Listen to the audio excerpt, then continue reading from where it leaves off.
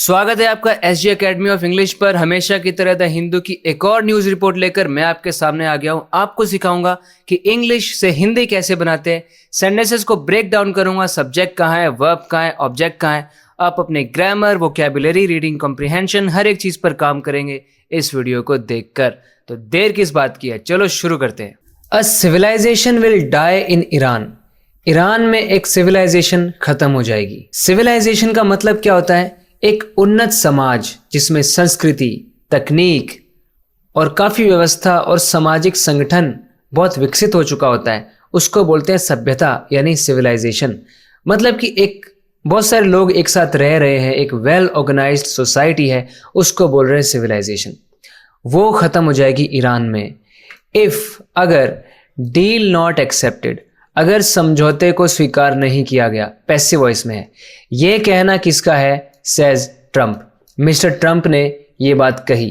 कब कही? On deadline day, deadline वाले दिन पर कही। यहां पे मेन सब्जेक्ट है ट्रंप और वर्ब है से।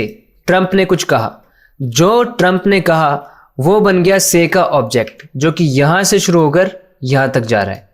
और ये ऑब्जेक्ट दरअसल एक कॉम्प्लेक्स सेंटेंस है, क्योंकि इसमें एक सबऑर्डिनेट क्लॉज है, एक इंडिपेंडेंट क्लॉज है।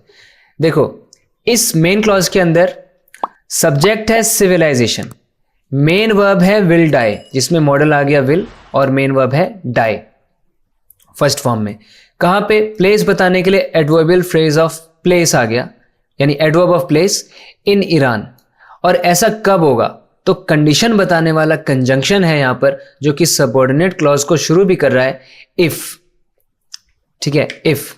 ऐसा कब होगा? If deal not accepted. ये पैसिव वॉइस है ओमिटेड वर्जन में, यानी फुल फॉर्म में नहीं लिखा हुआ। इसकी फुल फॉर्म क्या है? If the deal is not accepted. तो इज को ओमिट कर दिया, मतलब इज को बोला ही नहीं।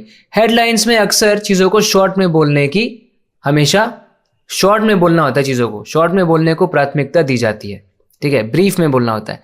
सो इफ डील, तो इसके अंदर डील सब्जेक्ट है और नॉट एक्सेप्टेड पैसिव वॉइस में वर्ब है, अगर डील को एक्सेप्ट नहीं किया गया। अब से के लिए एडवर्ब ऑफ टाइम यहां पर है। से कब किया? On deadline day. Deadline day को से किया। ये पूरा एडवर्बियल फ्रेज है टाइम बताने के लिए। से का टाइम है कि से कब किया, जिसमें ऑन अपने आप में एक प्रेपोजिशन है, इसका ऑब्जेक्ट है डे। डे कौन सा है? डेडलाइन वाला डे है। डेडलाइन यहां पर वैसे तो नाउन होती है, लेकिन यहां पर ये मॉडिफाई कर रही है डे को। नाउन मॉडिफायर आप इसको बोल सकते हैं, deadline day. US president Donald Trump on Tuesday, तो उन्होंने ट्यूसडे को थ्रेटन किया, मतलब चेतावनी दी। क्या चेतावनी दी? That a whole civilisation will die, एक पूरी सभ्यता खत्म हो जाएगी, if Iran does not accept his deal, अगर ईरान उनकी डील को एक्सेप्ट नहीं करता है, एंड रीओपन, और दोबारा से नहीं खोलता है, द स्ट्रेट ऑफ हॉर्मूज को। स्ट्रेट ऑफ हॉर्मूज की बात हम काफी बार कर चुके हैं। ये समुद्री रास्ता है, वो रास्ता जहां से दुनिया भर के लिए तेल ट्रांसपोर्ट किया जाता है, और भी कुछ और भी तमाम काम की चीजें वहां से ट्रांसपोर्ट की जाती हैं। वो रास्ता वो है स्ट्रेट ऑफ हॉर्मूज। तो उसको अगर फिर से नहीं खोलेगा ईरान, तो a whole civilisation will die before his 8 PM eastern time deadline. वो भी कब से पहले खोलना है, किस समय से पहले रीओपन करना है? उनकी 8 PM की ईस्टर्न टाइम वाली जो डेडलाइन है, उससे पहले। अभी ईस्टर्न टाइम क्या है, उसको ब्रैकेट्स में अच्छे से और एक्सप्लेन किया हुआ है कि इंडिया के रिलेशन में वो क्या है। इंडिया में ये टाइम है सुबह के 6:30, वेंसडे का दिन भारत में, इंडिया में ये टाइम है। ईस्टर्न टाइम क्या है? ईस्टर्न टाइम एक टाइम जोन है जो यूनाइटेड स्टेट्स और कनाडा के ईस्टर्न पार्ट में यूज होता है। इसमें सिटीज है जैसे New York, Washington DC etcetera.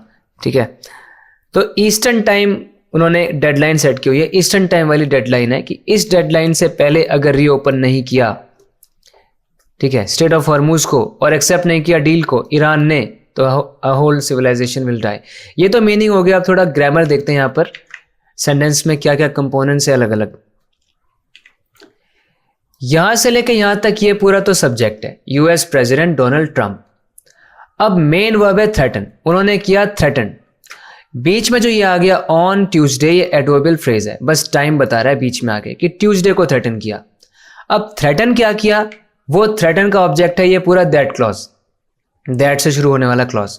That के बाद सब्जेक्ट है अ होल सिविलाइजेशन, ये सब्जेक्ट है। इन्वर्टेड कॉमास यहाँ पे बनाए गए हैं, लगाए गए हैं ये बताने के लिए कि ये उनके एग्जैक्ट वर्ड्स है बिल्कुल, कि एक पूरी सिविलाइजेशन, इस सिविलाइजेशन के लिए मेन वर्ब है विल डाई, हेल्पिंग वर्ब है ऑफ कोर्स विल, और मेन वर्ब है डाई।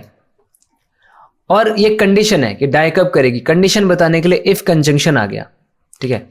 इफ ईरान, इस कंडीशनल क्लॉज में ईरान सब्जेक्ट है और डज नॉट एक्सेप्ट यहां पर वर्ब है।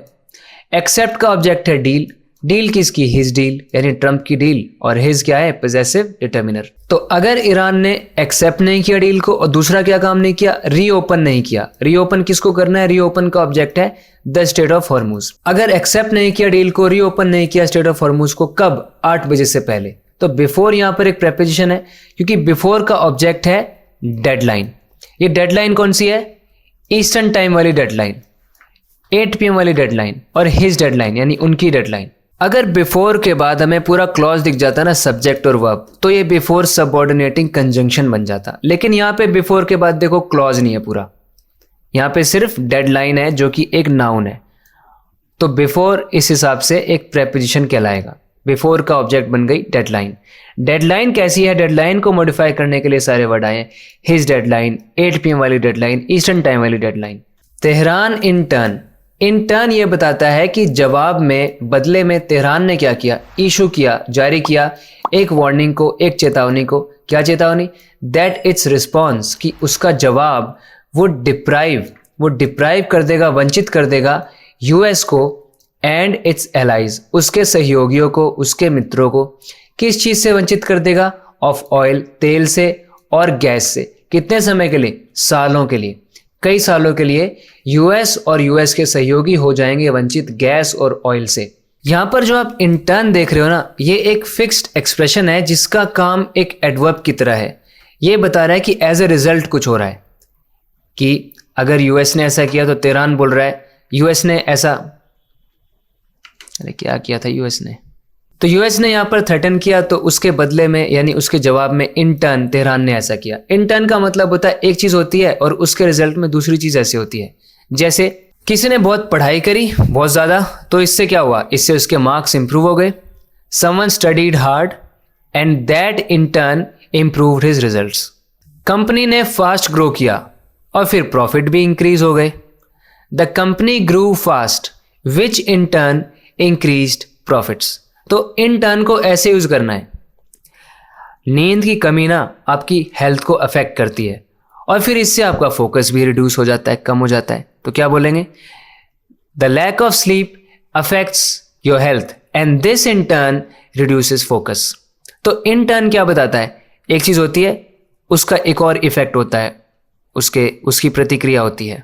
तो यहां पर सब्जेक्ट है तेहरान, वर्ब है इशू, इशू का ऑब्जेक्ट है वार्निंग। अब वार्निंग क्या है वो दैट क्लॉज बताएगा कि उसका रिस्पॉन्स, ये पोजेसिव डिटर्मिनर है इट्स, रिस्पॉन्स यहां पर सब्जेक्ट है इस क्लॉज के अंदर।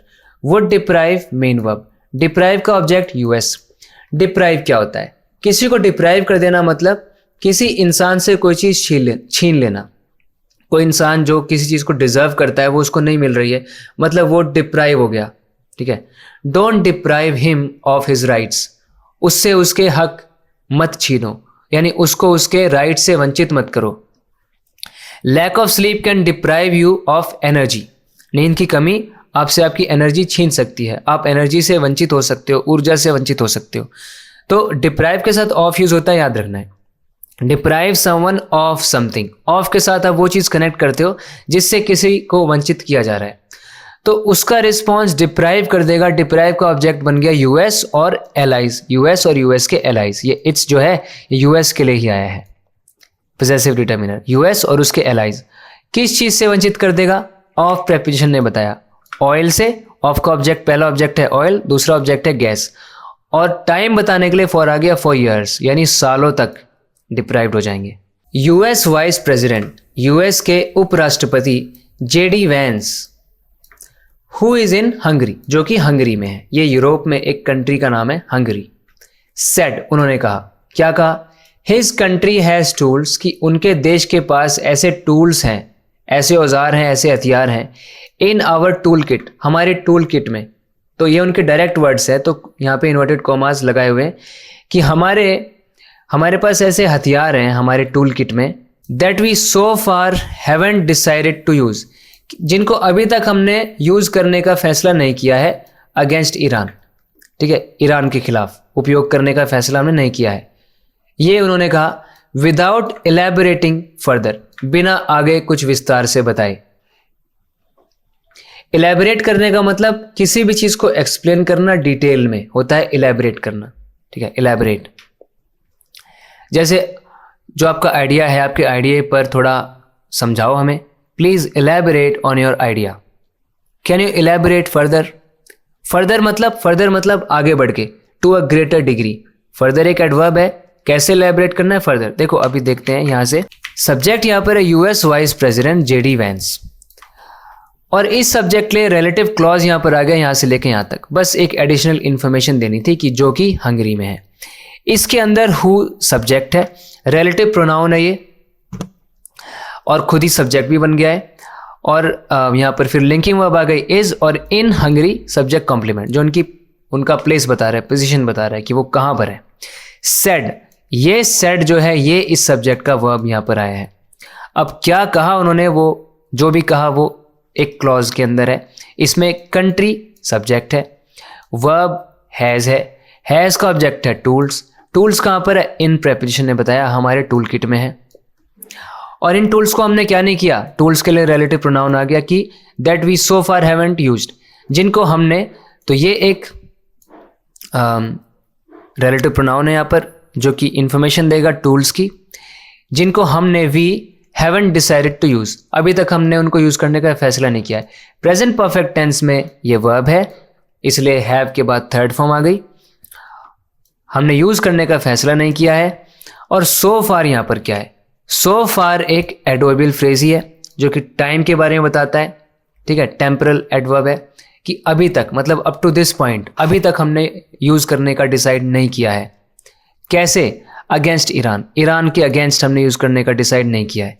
तो ये सब उन्होंने जब कहा तो इसके साथ साथ विदाउट इलेबोरेटिंग, यानी बिना आगे कुछ समझाए, बिना विस्तार से कुछ बताए, ऐसा कहा। विदाउट एक प्रेपोजिशन है जिसका ऑब्जेक्ट है इलेबोरेटिंग, जो कि जेरेंड है। किसी प्रेपोजिशन के आगे verb in ING gerund form में ऑब्जेक्ट बनकर आ सकता है। ठीक है, और इलेबोरेट कैसे नहीं किया, फर्दर इलेबोरेट नहीं किया। इलेबोरेट को मॉडिफाई कर रहा है ये एडवर्ब कि कैसे इलेबोरेट नहीं किया, फर्दर इलेबोरेट नहीं किया। तो फर्दर एक एडवर्ब है कि और ज्यादा आगे तक इलेबोरेट नहीं किया और आगे नहीं बताया। The White House letter said, White House ने बाद में कहा, लेटर यहाँ पे फिर से एडवर्ब एट टाइम बताने वाला, क्या कहा, Mr Vance did not mean, Mr Vance का नहीं था मतलब यूज ऑफ न्यूक्लियर वेपन्स, उनका इरादा न्यूक्लियर वेपन्स को यूज करने का नहीं था। मतलब उन्होंने बताया कि जब उन्होंने कहा था कि हमारे पास कई टूल्स हैं, तो मतलब उन्होंने आगे आकर ये बताया कि परमाणु हथियारों का उपयोग नहीं था उनका, मतलब उनका मीनिंग नहीं था, उनका मतलब नहीं था प्रयोग किसका, परमाणु हथियारों का, न्यूक्लियर वेपन्स का। इफ द यूएस, अगर यूएस क्रॉस करता है रेड लाइंस को, क्रॉसिंग रेड लाइंस, इसका मतलब क्या होता है, रेड लाइन मतलब ऐसी लाइन, जैसे एक लाइन खींच दी कि इस लाइन को क्रॉस किया ना तो ये एक्सेप्टेबल नहीं होगा, ये आप हद पार कर दोगे फिर। तो यूएस अगर रेड लाइंस को क्रॉस कर देता है, मतलब कि अगर हद पार कर देता है, ठीक है, अगर किसी तरह की बाउंड्रीज हैं उनको क्रॉस कर देता है, कुछ गलत कर देता है, ईरान्स रिस्पॉन्स, तो ईरान की प्रतिक्रिया will extend beyond the region, तो जो ईरान की प्रतिक्रिया होगी ना, जो ईरान का जवाब होगा इसमें, वो एक्सटेंड करेगी, यानी और आगे तक जाएगी, बाहर चली जाएगी, किसके, बियॉन्ड द रीजन, इस क्षेत्र के बाहर चली जाएगी। The Iran's revolutionary guards IRGC said, Iran के रिवोल्यूशनरी गार्ड्स ने कहा, ये ईरान की मिलिट्री की ही एक ब्रांच है IRGC, ये कंट्री के पॉलिटिकल सिस्टम को प्रोटेक्ट करती है और इसका बहुत इन्फ्लुएंस है, इसका बहुत प्रभाव है, सैन्य, राजनीतिक और आर्थिक क्षेत्रों में बहुत प्रभाव है इसका, IRGC का। तो इन्होंने कहा इन अ स्टेटमेंट, एक बयान में, कब, ऑन ट्यूसडे, मंगलवार को। The statements from both sides, बयान आए दोनों ही तरफ से, केम एज तेहरान रिपोर्टेड, जब तेहरान ने रिपोर्ट किया, यानी बताया तेहरान ने, द यूएस एंड इजराइल, कि यूएस और Israel had already began attacking key infrastructure, कि यूएस और इजराइल पहले से ही शुरू कर चुके हैं हमला करना की इंफ्रास्ट्रक्चर पर। इंफ्रास्ट्रक्चर क्या होता है? बुनियादी ढांचा। की इंफ्रास्ट्रक्चर, की मतलब इंपॉर्टेंट, इंफ्रास्ट्रक्चर मतलब जो भी इंपॉर्टेंट बिल्डिंग्स है, साइट्स हैं ईरान में, उनको बोल रहे हैं इंफ्रास्ट्रक्चर। तो इसकी इंफ्रास्ट्रक्चर को अटैक करना तो ऑलरेडी शुरू कर चुके हैं यूएस और इजराइल, ये बताया ईरान ने। Israeli prime minister Benjamin Netanyahu, ये सब्जेक्ट हो गया यहाँ तक। तो इजराइल के प्राइम मिनिस्टर बेंजामिन नेतन्याहू ने कहा ब्रिजेस एंड रेलवेज, यानी पुल और रेलवे जो है, that were used by the revolutionary guards, मतलब ईरान की मिलिट्री की ही ब्रांच है ये, रेवोल्यूशनरी गार्ड्स जो हैं, जो यूज़ कर रहे थे ना रेवोल्यूशनरी गार्ड्स जिन रेलवेज और ब्रिजेस को, दे वर टारगेटेड, उनको निशाना बनाया गया। यहाँ पर सेंटेंस का सब्जेक्ट है, यहाँ तक बेंजामिन नेतन्याहू ये सब्जेक्ट है। और वर्ब है सेड, उन्होंने कहा। क्या कहा? जो भी कहा है वो इस सेड वर्ब का ऑब्जेक्ट है, ये पूरा क्लॉज। इस क्लॉज में ब्रिजेस और रेलवेज सब्जेक्ट है। इसको डिस्क्राइब करने के लिए एक रिलेटिव क्लॉज आया, दैट से लेके that were used by revolutionary guards, ये इसका डिस्क्रिप्शन है। That were used by the revolutionary guards, यानी वो वाले ब्रिजेस और रेलवेज जो यूज किए जाते हैं रेवोल्यूशनरी गार्ड्स के द्वारा, वर टारगेटेड। पैसिव वॉइस यहां पर आ गया कि इन ब्रिजेस और रेलवेज को टारगेट किया गया, दे वर टारगेटेड। तो असली सेंटेंस देखो यहाँ पे क्या है, bridges and railways were targeted, were targeted. और इसके बीच में दैट से लेके यहाँ तक ये ब्रिजेस और रेलवेज की डिस्क्रिप्शन है। कौन से ब्रिज और रेलवे? जिनको रेवोल्यूशनरी गार्ड्स यूज करते हैं। ईरान्स मेहर न्यूज एजेंसी, ईरान की एक न्यूज एजेंसी है, उन्होंने रिपोर्ट किया, क्या बताया उन्होंने, कि जो यूएस है एंड इजराइल, यूएस और इजराइल ने कैरी आउट किया स्ट्राइक्स को, यानी उन्होंने स्ट्राइक्स किए, उन्होंने हमले किए ऑन खर्ग आइलैंड, खर्ग आइलैंड पे उन्होंने हमले किए। ये कहाँ पर है island? In the Persian gulf, Persian gulf में है। विच इज़ अ की एक्सपोर्ट टर्मिनल, जो कि की एक्सपोर्ट टर्मिनल है, मतलब एक प्रमुख निर्यात का टर्मिनल है। एक्सपोर्ट टर्मिनल वो जगह होती है जहाँ पे चीज़ों को एक्सपोर्ट करने से पहले स्टोर करके रखा जाता है, वो है export terminal. For Iran's oil and gas, Iran के ऑयल और गैस का जो एक्सपोर्ट टर्मिनल है ना, वहाँ पे स्ट्राइक्स को कैरी आउट किया गया, यूएस और इजराइल ने किया। कैरी आउट करना मतलब किसी भी चीज़ को अंजाम देना होता है। दे कैरिड आउट द टास्क, उन्होंने काम किया। The doctor carried out the operation, doctor ने ऑपरेशन किया। तो दे कैरिड आउट स्ट्राइक्स, यानी उन्होंने स्ट्राइक्स किए, उन्होंने हमले किए। कहाँ पे किए? ऑन ने बताया खर्ग आइलैंड पे किए, जो कि ईरान का मेन ऑयल एक्सपोर्ट टर्मिनल है। यहीं से ऑयल को, गैस को शिप किया जाता है। The US has sent a cease fire proposal, US ने भेजा है एक सीज फायर प्रपोजल, यानी ऐसा प्रस्ताव भेजा है कि युद्ध में विराम कर लो, एक युद्ध विराम का प्रस्ताव भेजा है। सीज फायर मतलब कि हम दोनों कुछ ना कुछ कॉम्प्रोमाइज़ करेंगे, कुछ समझौता करेंगे और फायर रोक देंगे, स्ट्राइक्स को रोक देंगे, हमलों को रोक देंगे। तो ईरान, ये प्रपोजल उन्होंने भेजा है ईरान को थ्रू पाकिस्तान, पाकिस्तान के माध्यम से भेजा है, पाकिस्तान के ज़रिए भेजा है। ईरान्स फॉरेन मिनिस्ट्री, ईरान का विदेश मंत्रालय जो है, हैज़ सेड, उस मंत्रालय ने क्या कहा? The US proposal was not acceptable, कि ये जो यूएस का प्रपोजल है, यूएस का जो प्रस्ताव है, ये स्वीकार्य नहीं है। Mr Trump has said, Mr Trump ने कहा है, Iran responded to his proposal but it was, Mr Trump ने कहा कि ईरान ने जवाब दिया था उनके प्रस्ताव का, लेकिन वो नहीं था